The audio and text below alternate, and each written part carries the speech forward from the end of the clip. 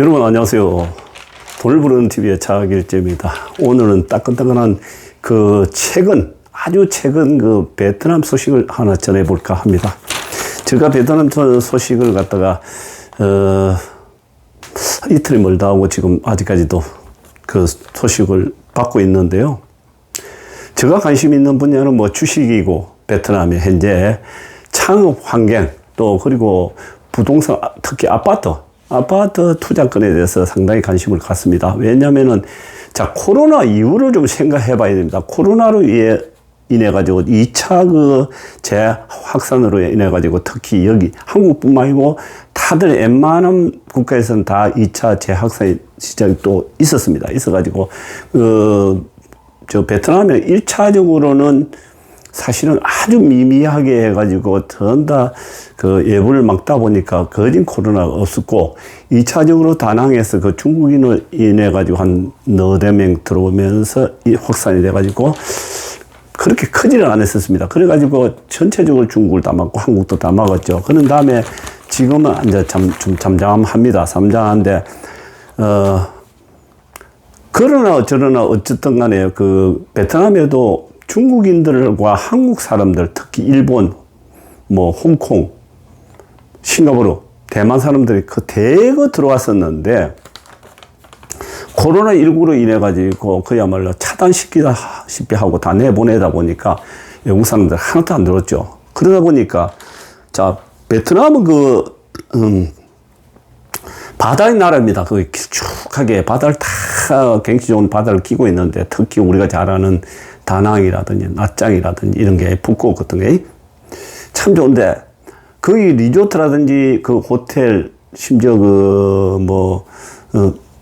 그런 숙소들을 상당히 많이 지났죠. 우리가 많이 가봤지 않습니까? 많이 가봤는데, 그게 외국인들 상대로 해가지고 거진 가격도 매겨놨고 비싸죠. 자국인들은 사실 비싸가지고 좀 들어가기가 좀 힘든 그런 자리가 많았었습니다. 근데 그게 다 빈방으로 지금 있었고, 또 지금 시내 호치민이라든지 하노이 같은 경우는 이제 도심이니까 아파트 값이 그렇게 많이 떨어지지 않고 평행선을 이루고 있는데, 다낭을 비롯해가 나짱이라든지 북극 같은 데 보면은 바닷가에 딱 붙어가지고 아주 경치가 좋은 곳에 리조트를 대신할 수 있는 아파트, 세컨하우스 같은 게 외국인들을 상대해가지고 엄청나게 많이 지었습니다. 그래가지고 보면은 다낭 같은 경우는 작년에는 얼마까지 분양했냐면 평당 한 2,600만 원대까지도 분양을 하더라고요. 분양했는데, 보통 한 1,800만 원, 2,000만 원까지 분양했습니다. 나짱에 보니까 그건 700 정도 분양을 했었고, 그리고 북극 같은 경우는 한 1,000만 원 좀 언저리 그렇게 했었는데, 그 이후에 지어놨던 게 어떻게 됐겠습니까? 외국인들한테 할당량이 30%가 있습니다. 그런데 하나도 분양을 못했죠. 그래서 지금 제가 하고자 하는 얘기는, 베트남은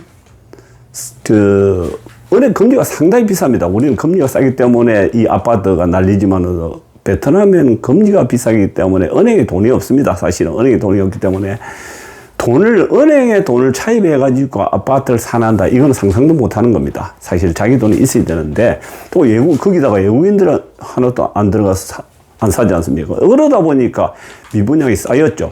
그래서 지금 어떤 얘기를 하냐면은, 호치민에서 부동산 하는 친구가 그게 엄청나게 쌓여가지고 여태가 왔는데, 아마도 모르긴 해도 금년 겨울을 고비를 해서 상당히 금매가 많이 쏟아질 것 같다.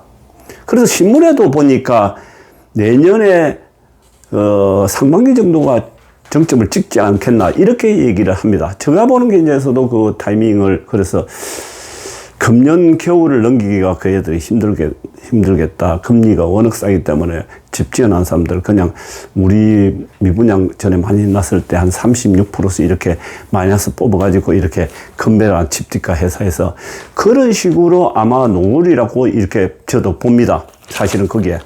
근데 최근에 이렇게 제가 유튜브를 쭉 이렇게 보다 온 베트남 소식을 유튜브를 보다 보면요.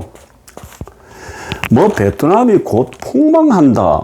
그리고 또 뭐 코로나19로 인해 가지고 또 우리나라 기업들이 다 쫓겨날 거다. 이렇게 얘기를 하고 바캉스 감독이 그야말로 바캉스 감독을 찍어내는 그런 지금 베트남이 됐다. 이렇게 우리하고 척을 쥐가지고 그렇다 하는데 전혀 새빨간 거짓말이다. 이럽니다. 엊그제 그 신문에 나오는 거 보셨죠? 그 매스컴 TV에 나오는 거죠. 바캉스 감독이 뭐 국민훈장 2등급 이렇게 받는 거 보셨죠? 아주 칭송이 다 제자오고. 자, 오늘 이 신문에도 이렇게 나왔습니다. LH공사 사장했던 분인데 코로나 이후 베트남 공장 용지 개발 불붙을 것 이렇게 해놨습니다.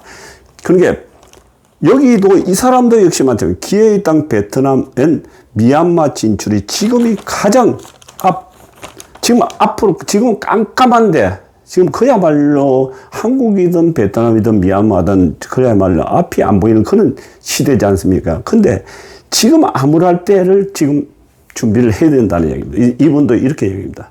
코로나 이후를 생각한다면 일단 한국은 아니고 베트남, 미얀마일 것이다. 이렇게 얘기를 했습니다.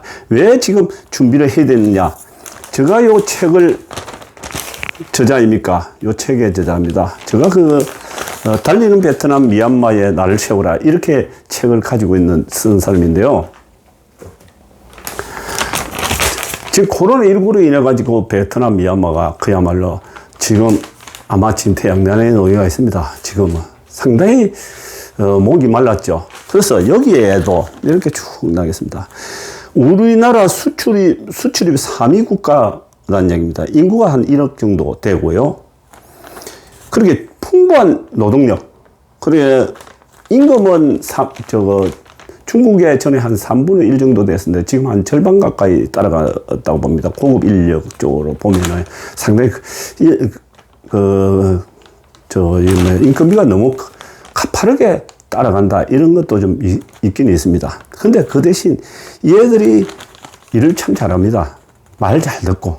근데 또 지방에 가보면은 임금이 그렇게 비싸지는 않습니다. 시내 같은 하노이 같은 경우는 수도니까 그런 데는 6, 70만 원에서 이렇게 50만 원에서 7, 80만 원, 100만 원까지 이렇게 줘야 되지만 실질적으로 지방의 공단에 가보면 아직도 한 20만 원 정도 이렇게 됩니다. 자, 이분이 신남방 경제연구소라 그런 걸 해가지고요.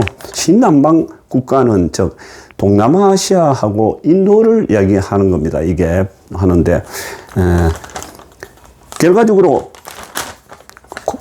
코로나 이후에는 지금 현재는 여기에 지금 셧다운 돼가지고 우리가 못 가지만은 코로나 이후에 한국은 그야말로 성장할 수 있는 그런 환경이 지금 전혀 안 돼가 있는데 베트남에는 지금 이제 준비를 해가지고 코로나 이후를 준비를 해가 들어간다면은 그때 좀 딱 맞춰서 들어간다면은 그야말로 아파트에서부터 창업, 공장 부지 같은 거 진짜 좋습니다. 그리고 또 요번에 비자금도 상당히 완화시킨 걸로 알고 있습니다. 얼마 전에 쭉 뉴스 나오는 거 보니까 비자금도 상당히 쭉 하고 이분도 이렇게 얘기해 놨습니다. 우리나라 베트남은 지금 우리나라의 80년대 수준에 와가 있고 미얀마는 한 70년대 수준에 와 있다 이렇게 이야기하고요. 인허가 문제가 잘 까다로웠었는데 지금은 완화시키가지고 베트남 정부에서 그야말로 중국에 있는 공장을 그쪽에 대거 유입시키기 위해서 인허가 문제를 집중적으로 해결해 놨습니다. 그래서 그런 점이 상당히 편하다. 그리고 많은 사람들이 베트남 정부가 공산주의라서 제도 리스크가 있다고 생각하는데 이렇게 얘기했습니다. 해외 투자로 발전하고 있는 나라가 정부 차원에서 그 구조를 뒤집지는 못한다.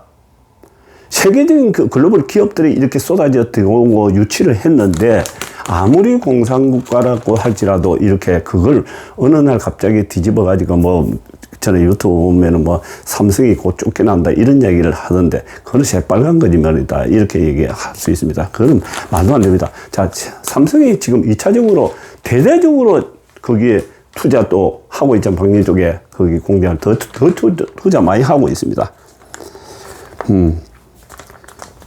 그리고 결과적으로 우리나라는 뭐 인구도 정체되고 소득도 이제 정체되고 모든 것이 정체되기 때문에 코로나 이후를 생각해 본다면은 그렇게 큰 희망이 보이지 않는다 이렇게 얘기합니다. 창업적으로 볼 때도 투자 쪽이라든지. 근데 베트남과 미얀마는 지금이 가장 그 암울하기 때문에 지금 준비하는 것이 더더욱 좋은 기회다 이렇게 이야기하고 있네요.